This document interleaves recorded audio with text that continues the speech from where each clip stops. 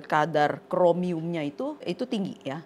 Jadi karena kadar kromiumnya tinggi menjadi fluoresennya strong red. Ini pada ruby ya.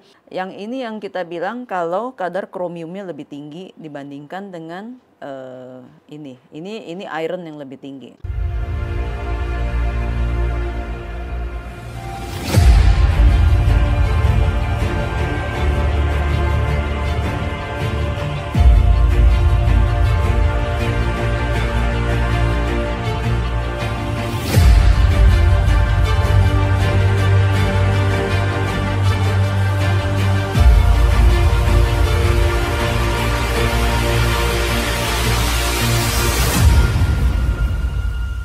Halo, ketemu saya lagi dengan Sumarni Paramita. Ada pertanyaan di sini, bedanya fluorescent inert dan strong red pada ruby.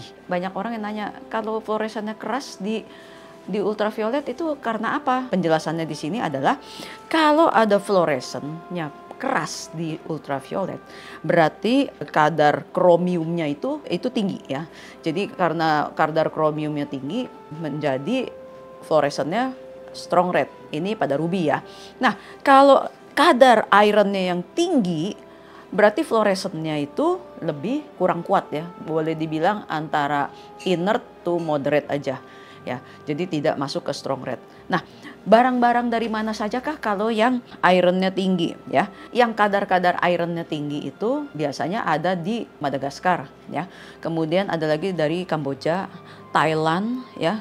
Kemudian dari negara-negara Afrika lainnya ya. Nah, kalau yang kadar kromiumnya tinggi itu biasanya ada di ruby dari Birma ya. Jadi makanya kenapa ruby dari Birma itu kalau di dalam fluoresennya itu kebanyakan fluoresennya itu lebih strong red ya. Jadi kadang-kadang bisa dibedakan dari fluoresen ya. Tapi hanya beberapa kasus ya, tidak semua. Jadi kita harus cek lagi menggunakan alat-alat advance lainnya.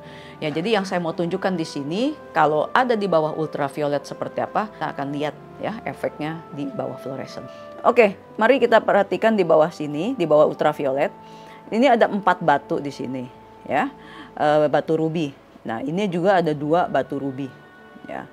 Yang ini yang kita bilang kalau kadar kromiumnya lebih tinggi dibandingkan dengan ini iron yang lebih tinggi.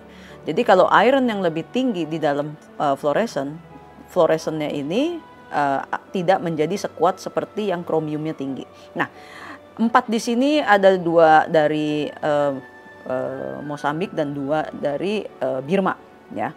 Nah, yang sebelah kanan ini berasal dari daerah lainnya seperti Afrika ya, dan Madagaskar. Karena untuk origin atau apapun tetap kita harus mengacu pada database yang lainnya lagi dengan menggunakan alat-alat advance. Nah, satu hal lagi saya ingin memasukkan satu buah yang ada fluoresennya juga. Ini adalah bowl. Jadi bowl itu terbuat dari sintetik ruby atau masakan ya. Orang sini bilangnya masakan. Jadi kalau dengan ini sih masih belum digosok yang ini ya. Ini masih belum digosok. Tapi kalau sudah digosok dia akan menjadi seperti ini dan tidak bisa membedakan natural dan sintetik juga dengan menggunakan fluoresen ya, karena yang berasal dari daerah tertentu fluoresennya juga bisa keras seperti yang sintetik. Demikian sedikit tips dari saya, mudah-mudahan tips ini bisa berguna. Apabila ada ingin konten yang dibahas, silahkan taruh komen di bawah ini. Terima kasih, sampai jumpa, jangan lupa subscribe.